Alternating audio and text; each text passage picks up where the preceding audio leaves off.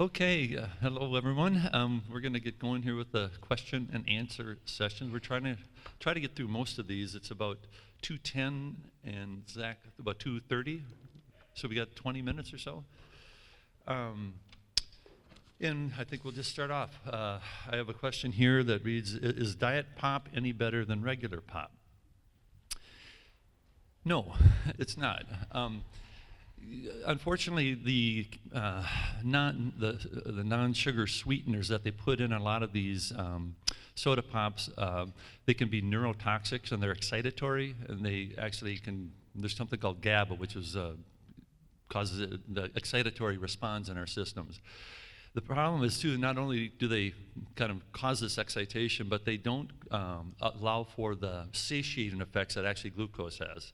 Okay, we already heard about glucose, but unfortunately with these sweeteners, you take them and your body is sensing, okay, something sweet is going to happen, and it never does. And this leptin and ghrelin that we talked about, leptin never is stimulated and ghrelin is never suppressed. So you drink these, but you don't get satiated, so you tend to drink more of them. And these end up being not particularly healthy. So yes, it doesn't have the same immediate effect on your insulin that regular sugar soda pop does, but I would not call this a healthy alternative. If it makes you kind of come off your 3 or 4 or 5 sodas a day to begin with, maybe as a transition, that would make sense, but long term, unfortunately, they're not particularly healthy. Thank you. So here's a question. Somebody asked the question about difference between very low carb diet or very low calorie diet and intermittent fasting. Very low calorie diet will put you into ketosis. You can, as I said before, you can be in ketosis 2 different ways. By eating lots of fat, you'll be in ketosis and burning fat. Fat is your friend. If you eat a very low calorie diet, like the 400 and 500 calorie diets, you'll be in ketosis as well. That works, but it's not sustainable. And you'll be in ketosis, you'll lose weight, but it's very, very hard to continue that. And then what happens is, as you come off of it, you go back to eating the way you were before, the insulin resistance all comes back, and you're right back at square one. And you're miserable the whole time because you're hungry. And so my argument is, eat the fat, you'll stay full, and you'll still lose the weight, and you'll be happier. Intermittent fasting is a spectacular way to improve insulin sensitivity. And intermittent fasting can be done a number of different ways. Sometimes it's just an 18-hour fast, so you eat at supper time at night, 6 o'clock, and you don't eat until noon the next day. That's okay. You'll go 18 hours without food. That improves insulin sensitivity. Or sometimes patients will fast Mondays and Thursdays, where they drink chicken bouillon and maybe just have 300 or 400 calories that day. That also improves insulin sensitivity, and that's one of the neatest ways that if you've got somebody that's a tough diabetic wanting to get off of insulin, that works pretty efficiently.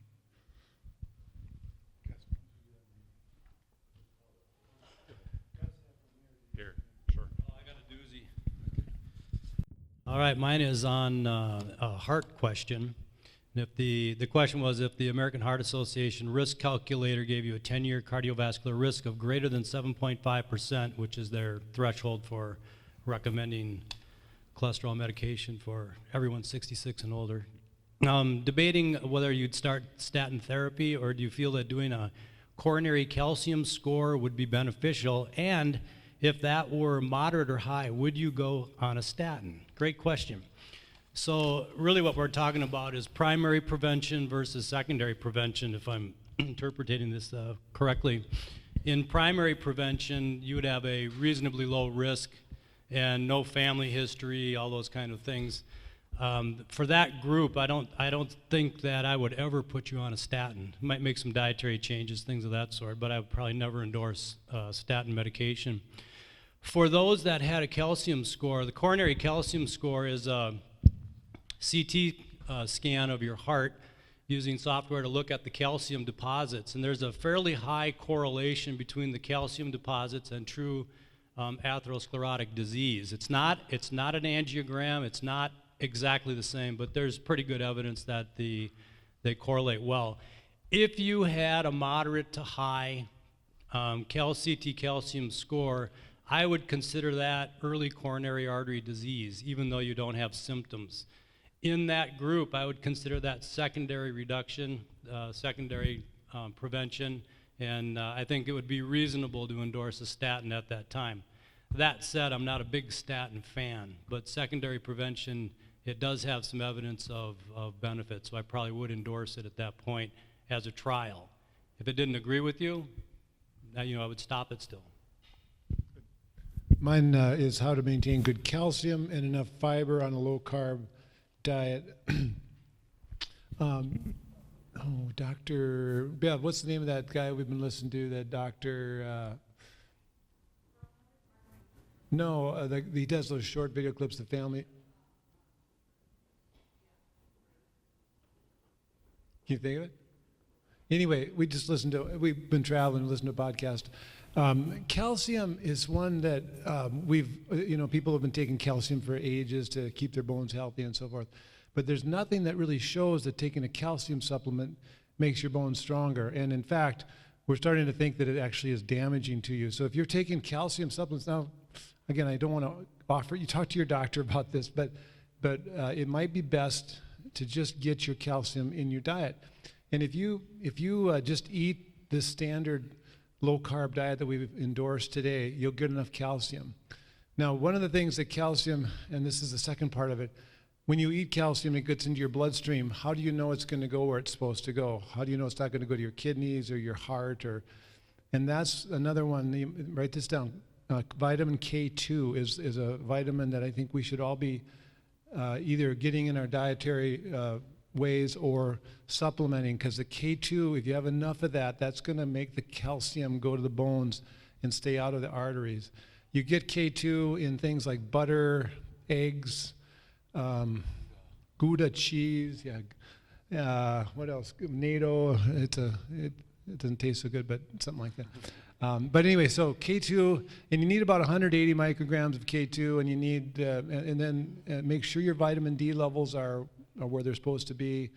A lot of people can easily take 2,000 to 5,000, but if your levels are still low, you might want to even take more. And so that's probably something you should monitor with your doctor. Right down there, got a question? Kind of speaking of vitamin D, we talked about it earlier and the importance of it, but this is a pretty good question, I thought. What's an example of a fat to eat with your vitamin D supplement?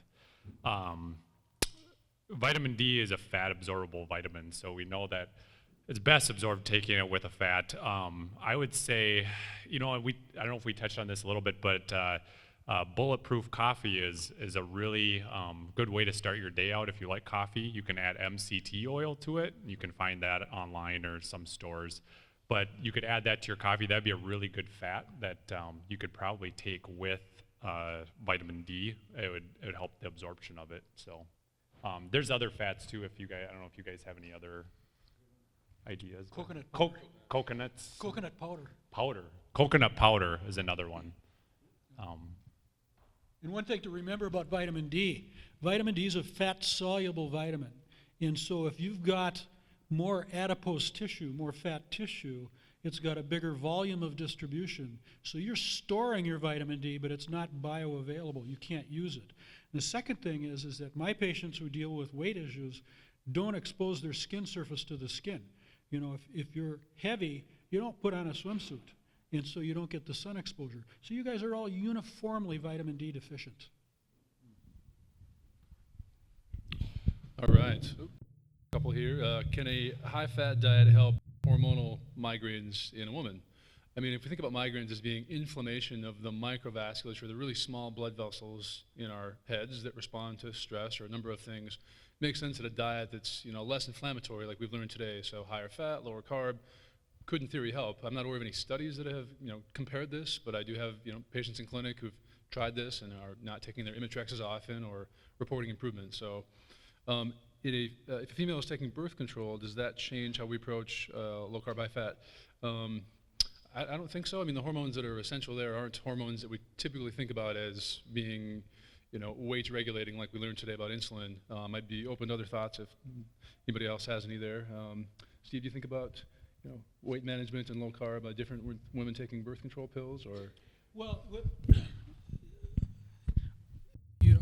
it sort of ties into a question that I got here about whether a pregnant woman can be on a low-carb, high-fat diet or ketogenic diet as well. Absolutely, yes. That's how we prevent the epigenetic transfer of these traits to our offspring. So absolutely, yes. I see women all the time who are having difficulty getting pregnant because they've got polycystic ovary syndrome. We put them on a low-carb, high-fat diet. All of a sudden, they come back and they're pregnant. Can I continue this? That's how we prevent them from becoming gestational diabetics, and that's how we prevent them from transferring the trait to their offspring. So it's absolutely safe. When it comes to birth control, most of the birth control methods that we have will tend to make patients gain weight. There is a birth control pill with the specific progestational agent called norgestimate, which is a third-generation progestin. It's a part of most birth control pills.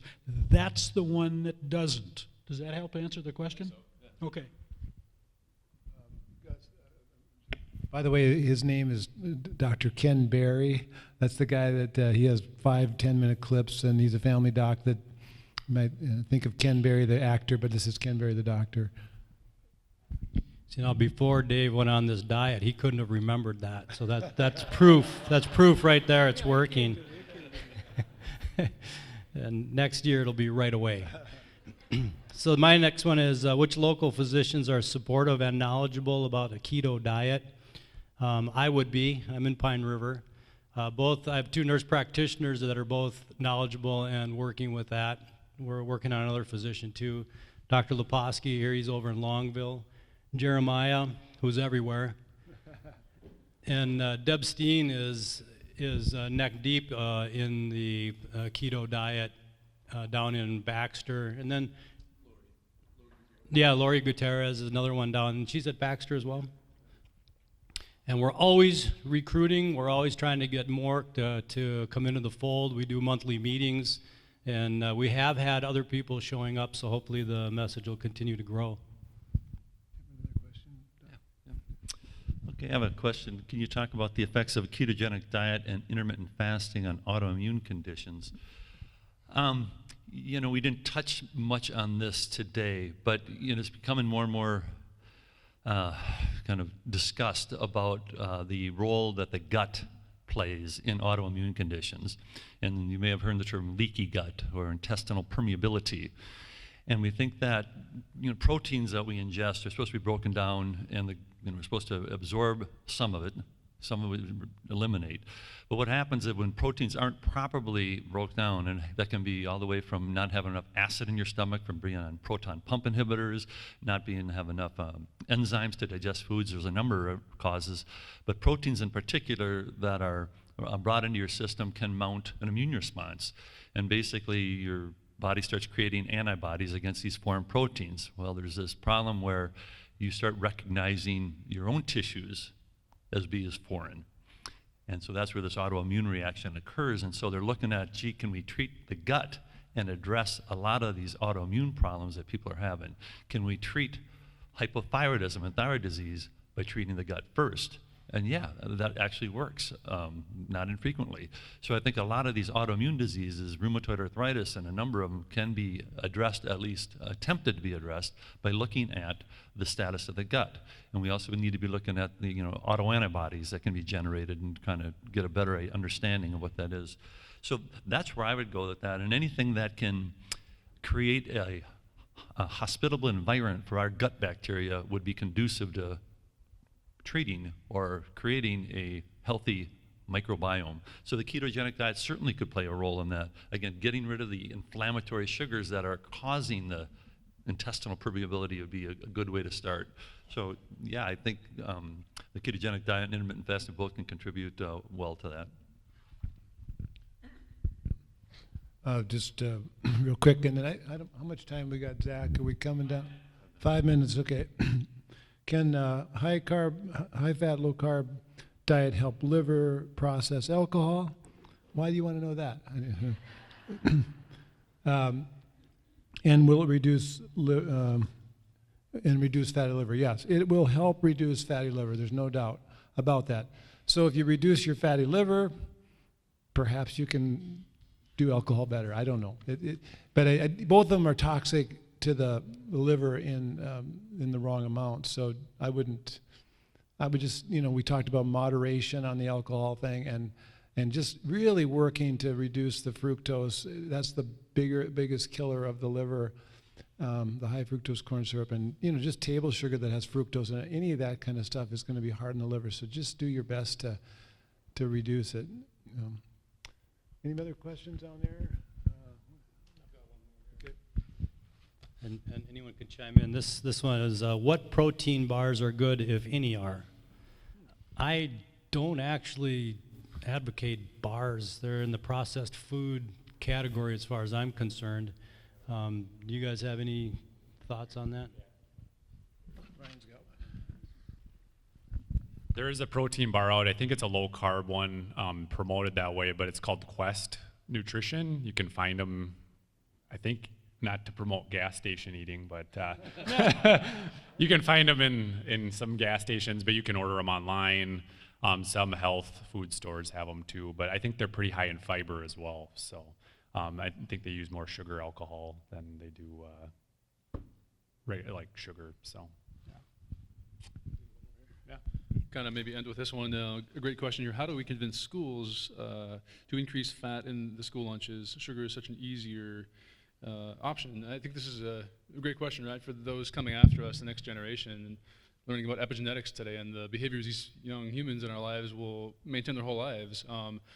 I think, sadly, schools are still following kind of the standard recommended nutritional, approach, the food pyramid, et cetera. And I think it's really is going to take a grassroots approach, kind of developing a critical mass and a community of people like us and you guys to ask questions and to demonstrate those eating behaviors at home, first of all, so the kids know when they're in school, like, this is different, and maybe I should have less of this to start with or something. But I think it starts with each and everybody at home and their families and asking the school and the teacher, and hopefully with enough of that we make a change. So. Or send your kid to school with the lunch from home. Yes, or home lunch if you're able to, definitely. Yep, home snacks, home lunch. Yep, great idea. Yeah.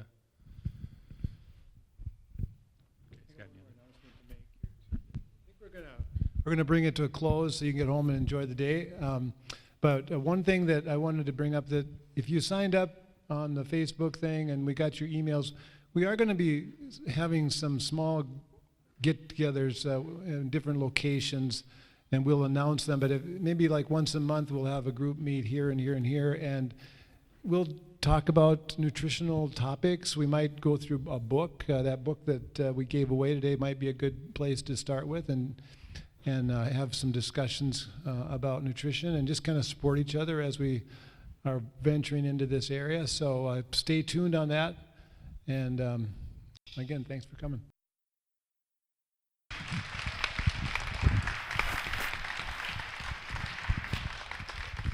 I did confirm from Dave that the first talk will not be at the donut shop. So thanks again for coming. Have a great day.